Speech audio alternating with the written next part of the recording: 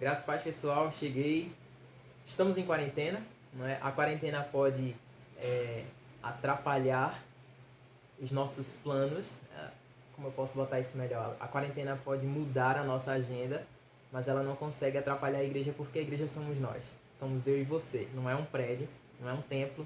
Somos eu e você. Onde quer que você esteja, a igreja está. Onde quer que eu esteja, a igreja está. O corpo de Cristo está. Então, milagres acontecem onde eu e você estamos. Não é? A palavra de Deus ela é pregada onde eu e você estamos. E estamos utilizando dessa forma aqui hoje.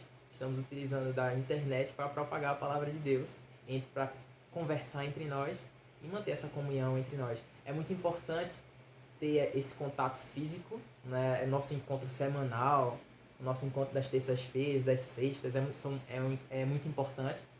Mas vamos aproveitar a quarentena para treinar uma outra área da nossa vida, que é ouvir a voz de Deus mesmo sozinho em casa.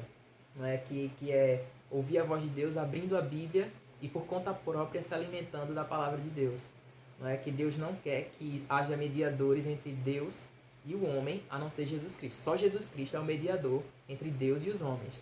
Mas pastores, mestres, não são mediadores entre Deus e você, entre Deus e eu. Não é? Entre Deus e eu, ou entre Deus e mim, não sei. Entre Deus e eu só existe um mediador, Jesus Cristo. Na verdade, e graças a Deus ele colocou dentro de nós o Espírito Santo para que a gente aprenda todo dia, para que a gente amadureça todo santo dia. Graças a Deus por isso. Então, eu queria falar um pouco hoje sobre a excelência da palavra de Deus. Como é bom meditar e estar junto da palavra de Deus o tempo todo. Abre comigo em João, capítulo 2. É bom que você esteja com sua Bíblia aí do lado do teu telefone. Pega a tua Bíblia e vamos ler juntos, tá certo? João, capítulo 2, versículo 1. Diz assim, essa aqui é a passagem em que Jesus transforma água e vinho. Água em vinho. E a gente consegue ter várias interpretações e tirar várias lições dessa história, mas vamos focar em uma delas. Vamos começar aqui no versículo 1. João capítulo 2, versículo 1. 3 dias depois, houve um casamento em Caná da Galileia, achando-se ali a mãe de Jesus. Jesus também foi convidado com seus discípulos para o casamento. Versículo 3. Tendo acabado o vinho, a mãe de Jesus lhe disse, eles não têm mais vinho. Então imagina a gente lá em Porta Larga fazendo aquelas comemorações da gente, a mesa está posta, cheia de comida, ainda tem estrogonofe de carne, ainda tem lasanha, ainda tem bacalhau, ainda tem salada e acabou o refrigerante e o suco. Imagina só o mico, só tem água, né? Água é uma benção, mas para uma festa espera-se coisinhas diferentes. Para nossa festa espera-se o suco, espera-se espera-se o refrigerante, não é? Então imagina que aqui nessa festa acabou o vinho.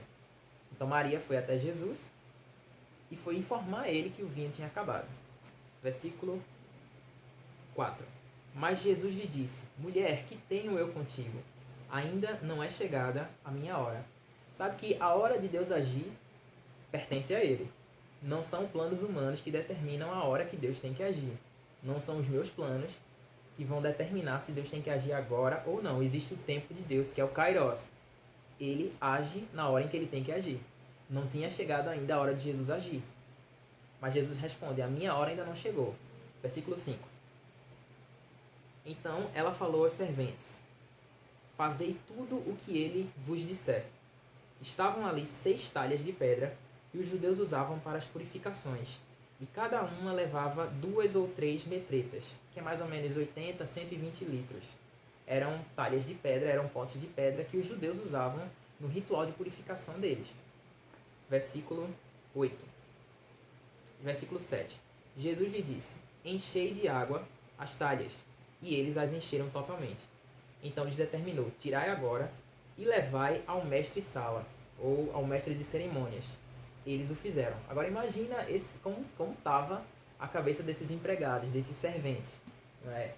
Eles viram água, eles colocaram água dentro das talhas de pedra, e Jesus disse, agora tira a água e leva para o mestre-sala, leva para o mestre de cerimônia. Acho que os empregados estavam, tá bom, vamos levar, né? Tá pedindo, vamos levar. E levaram pro mestre-sala aquela água que tinha se transformado em vinho. Versículo 9. Tendo o mestre-sala provado a água transformada em vinho, não sabendo de onde viera, se bem que o sabiam os serventes que haviam tirado a água, chamou o noivo e lhe disse: Todos costumam pôr primeiro o bom vinho, e quando já beberam fartamente, servem o inferior. Tu, porém, guardaste o bom vinho até agora. Quer dizer, era um costume daquela época servir primeiro o bom vinho, na hora em que o paladar ainda estava bem apurado. Eles serviam primeiro o bom vinho, e depois que todo mundo já estava bêbado, todo mundo já estava alterado, serviam o vinho inferior, né? Afinal de contas, quando a pessoa está bêbada, qualquer coisa ele come, qualquer coisa ele bebe, né? Até perfume. Depois que o álcool já fez efeito, aqui aconteceu o contrário. O vinho melhor foi servido depois. A gente pode tirar algumas lições disso. Uma delas, por exemplo, a gente pode ver que o vinho que Jesus tem para dar, o seu sangue, é infinitamente superior à água da purificação que os judeus usavam nos seus rituais de purificação. Isso é uma das lições, mas vamos passar para outra. Vê que interessante. O mestre-sala fazia parte vamos dizer assim, fazia parte da nata daquela reunião ali, daquele casamento que estava acontecendo. O mestre-sala, um noivo, eram as pessoas de honra daquela festa, não é? O mestre-sala bebeu o vinho, disse que o vinho era o melhor de todos e chamou o noivo e foi foi falar para ele, ó, todo mundo serve o melhor vinho primeiro e no final serve o pior. Não é? Todo mundo já bebeu mesmo, mas ele resolveu servir o melhor vinho. Na cabeça do mestre-sala, você serviu o melhor vinho no final. Vê que interessante, a revelação do milagre não foi para o mestre-sala, não foi para o noivo, mas foi para os empregados e para os discípulos de Jesus. Quem sabia que um milagre tinha acontecido eram os empregados, eram os discípulos de Jesus. Eles sim tinham a revelação de que um milagre tinha acontecido. Para o mestre-sala foi algo normal, apenas um vinho muito bom, mas era apenas um vinho que tinha sido servido. Ele perdeu a revelação do milagre que tinha acontecido. Inclusive, ele foi exaltar o noivo. Quer dizer, a glória pelo bom vinho, ele ainda deu para a pessoa errada. Ele deu para o noivo, quando a glória era de Jesus. É interessante que o homem, ele inverteu as coisas, sabe? O que é valorizado para Deus, o homem desvaloriza, e o que não é valorizado para Deus, o homem vai lá e valoriza. Sabe que Deus não tem nada contra pessoas ricas, ele não tem nada contra pessoas que têm uma posição, como um rei, por exemplo, ele não tem nada contra isso. Mas ele usou essa situação aqui, por exemplo, para mostrar como o reino dele funciona. O reino dele não funciona baseado em status, baseado naquilo que o homem acha precioso, mas funciona naquilo que realmente tem valor. O mestre-sala, o noivo, que eram as pessoas da nata daquele casamento, perderam a revelação do milagre. E os pequeninos, que foram os discípulos de Jesus, os empregados que encheram as talhas com água, eles presenciaram a glória de Deus. No versículo 11 diz assim: com este, Jesus deu princípio a seus sinais em Caná da Galileia, manifestou a sua glória e seus discípulos creram nele. Mas a glória dele foi manifesta para quem? Para os pequenos. Manifesta para o empregado, manifesta para os discípulos. E os grandões ficaram sem a revelação da glória de Deus. Isso serve para mim e para você ficarmos atentos à humildade, ficarmos atentos a não querer ser alguém na vida, sabe como é? Não querer ser ricaço para poder ganhar posição, ganhar status. Isso não vale nada diante de Deus. A palavra fala que Deus resiste aos soberbos, mas concede graça aos humildes. E a gente tem essa mania de querer fazer distinções de classes, distinções de pessoas, sabe? Até dentro da igreja mesmo, a gente pode pensar assim, não, que Deus quer se revelar mesmo aos pastores, Deus quer se revelar aos evangelistas, aos mestres. Não, amada. Deus quer se revelar a mim e a você. E tem um momento mais propício para a gente treinar isso do que nessa quarentena, em que nós não podemos estar juntos fisicamente, nós estamos sozinhos. Então imagina, esse é o momento de você treinar, esse é o momento de eu treinar, ser alimentado diretamente por Deus, independente de pessoas. Porque Deus ele quer falar com todos. Ah, mas eu sou pequeno demais, eu não entendo a Bíblia, eu não fiz um curso de teologia. É com você mesmo que Deus quer falar. Deus resiste aos soberbos, mas concede graça aos humildes. Esteja aberto para a revelação da palavra de Deus, porque Deus quer te alimentar, Deus quer me alimentar. Ele se importa com os pequenos. Ele ama os pequenos. Amém? Vamos aqui para Josué. Vamos para Josué, capítulo 1. Aqui no livro de Josué, a gente vê o começo da história, quando Moisés tinha partido, tinha morrido, e agora a liderança do povo de Israel ficou sob a responsabilidade de Josué. Deus veio ter uma conversa com Josué e imagina o peso que estava sobre os ombros de Josué. Afinal de contas, ele estava substituindo ninguém mais, ninguém menos que Moisés, um líder respeitadíssimo pelos judeus até hoje. Então imagina o peso que estava sobre os ombros dele para guiar uma multidão até a Terra Prometida. E Deus veio falar com ele. E Deus falou assim, ó, tenha coragem, seja forte e corajoso, porque você vai guiar o meu povo até a Terra Prometida. Versículo 8, ele fala assim, não cesses de falar deste livro da lei, antes medita nele dia e noite, para que tenhas cuidado em fazer tudo quanto nele está escrito. Então farás prosperar teu caminho e serás bem-sucedido. Vê que interessante, amado. Deus fala, naquela época Josué não tinha a Bíblia como nós temos hoje. Né? A Bíblia ainda estava sendo formada, ali era o princípio da Bíblia ainda. Mas Josué tinha a Torá. Josué tinha o livro da lei. E o que ele tinha era a ferramenta dele, era a arma dele. Deus falou assim, isso que você tem, esse livro da lei, medita nele de dia e de noite. E você vai ser próspero. Você vai ser bem-sucedido se você der ouvidos a essa lei, se você der ouvidos a esse livro. E hoje, amado, nós temos a Torá aqui, esse começo da Bíblia, mas também nós temos todo esse restante. Temos muita coisa para meditar. Temos muita coisa para usar para o nosso fortalecimento. E Deus fala para mim e para você hoje, medita na palavra de Deus, medita na Bíblia de dia e de noite. E a palavra que Deus usa para Josué é não cesses de falar. Não basta apenas você ficar colocando para dentro. Você tem que falar aquilo que você crê. Na verdade, faz parte do círculo virtuoso.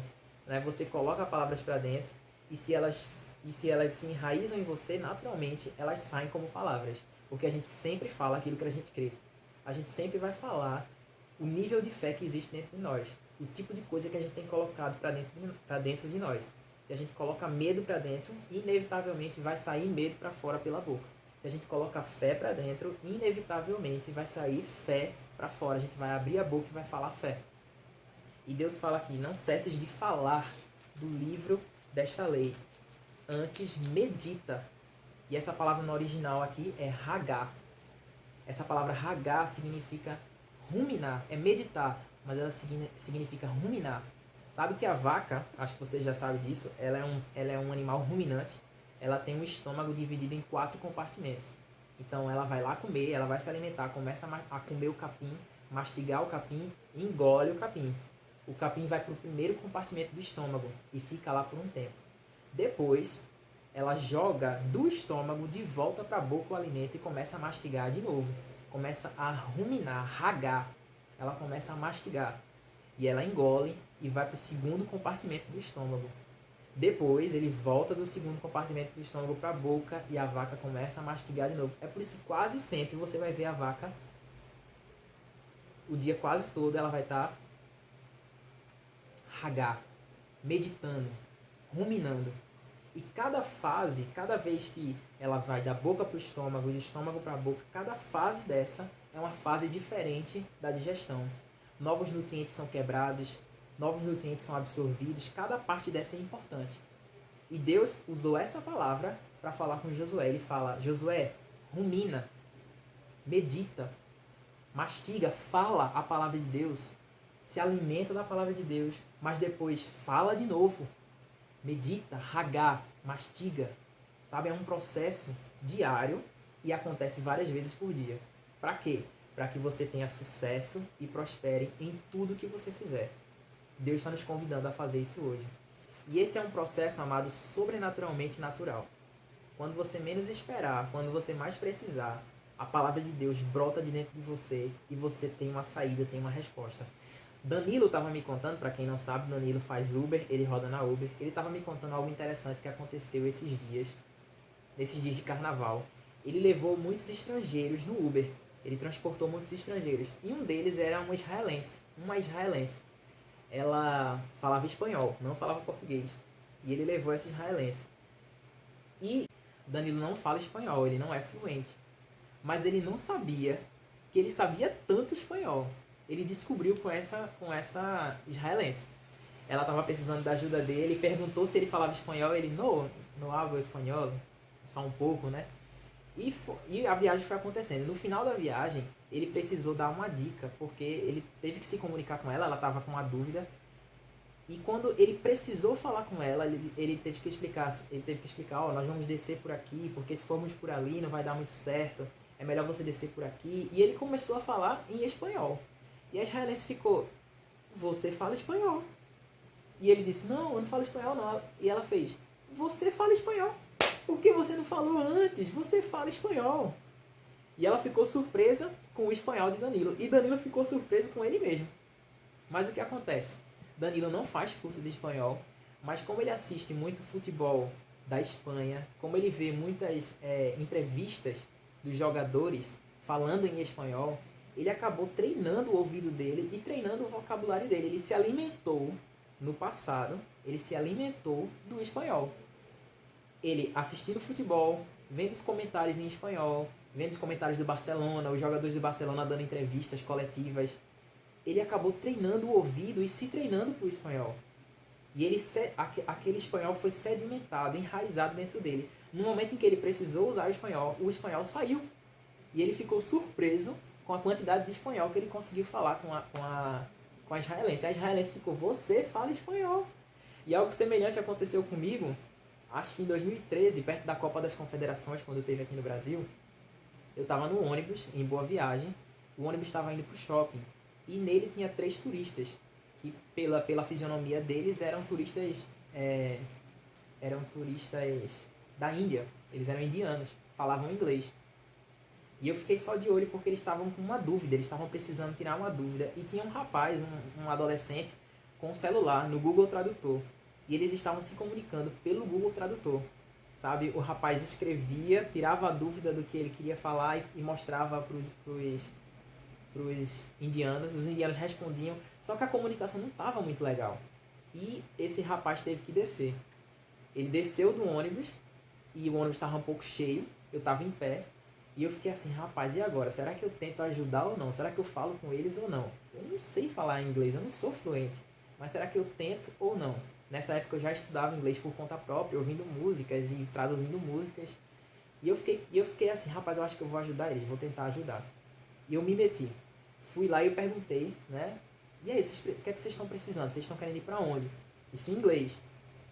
E eles falando, a gente quer ir pra praia. Eles achavam que o ônibus ia passar na beira-mar, mas o ônibus não ia passar na beira-mar, ele estava indo pro shopping Recife. Então a gente estava mais perto da Embiribeira do que da praia, né? E eles estavam meio perdidos. Eu falei, vocês querem ir pra onde? Querem ir pra praia.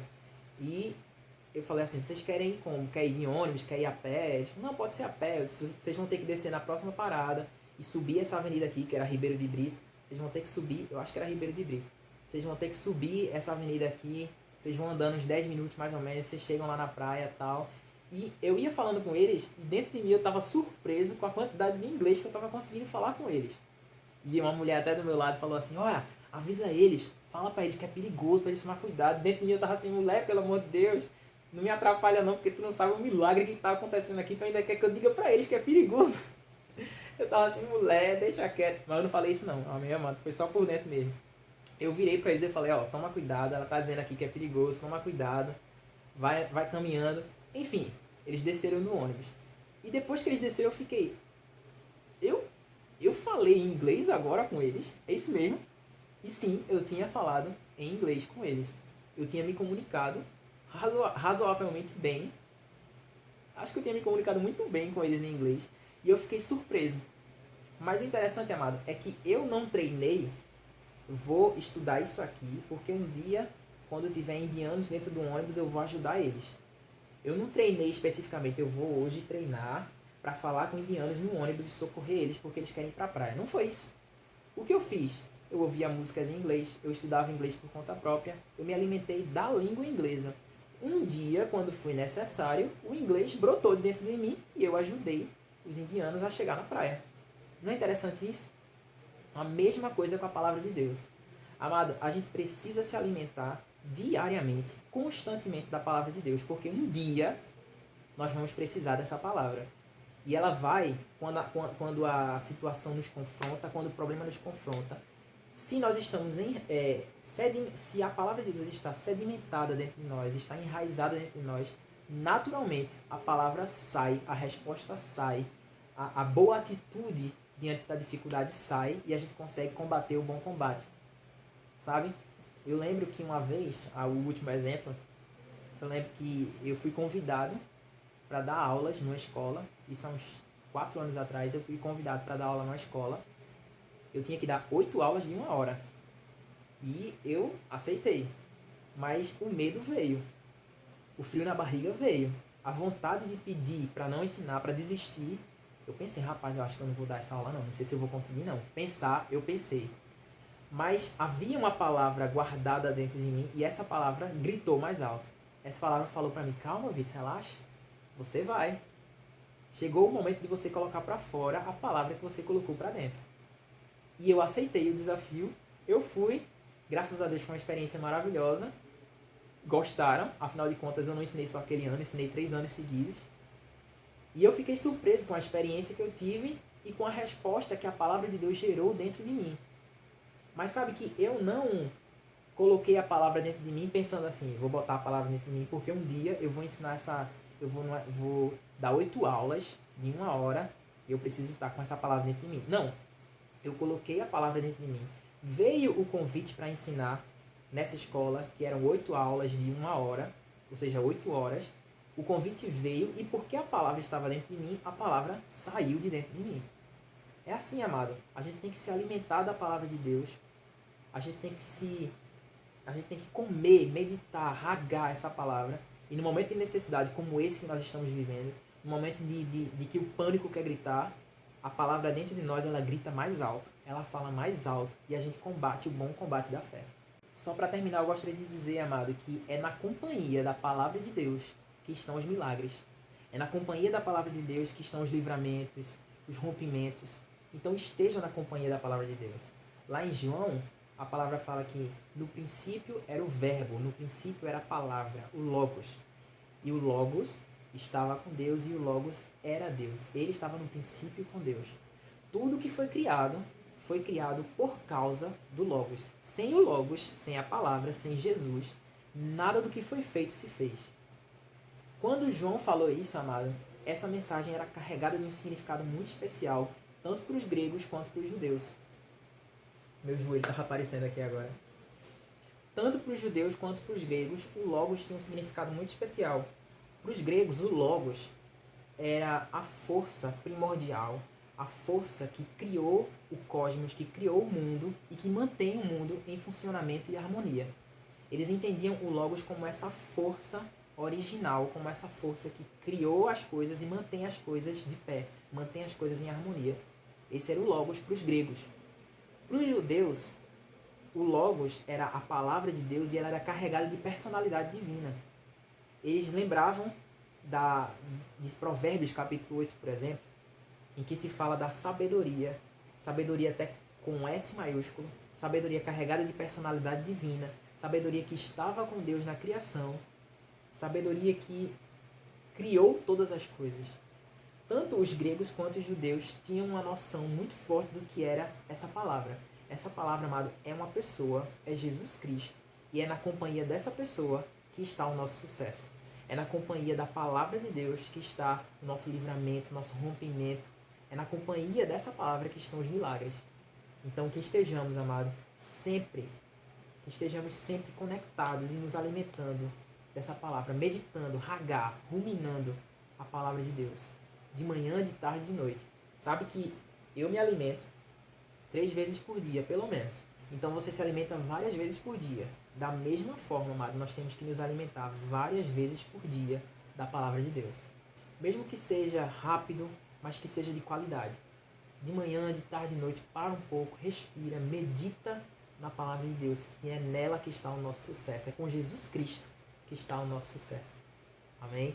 Então, amado, para terminar, como a gente não tem nosso período de louvor, como de costume, eu queria convidar você para agora ir no YouTube e digitar Tua Palavra Aline Barros. Já que a gente não tem o nosso momento do louvor, vamos fazer agora? Corre no YouTube e pesquisa Tua Palavra Aline Barros. Ouve essa música que tem tudo a ver com o que a gente estava comentando aqui. A palavra de Deus é lâmpada para os nossos pés e luz para o nosso caminho. Medita nisso. Amém? Até a próxima.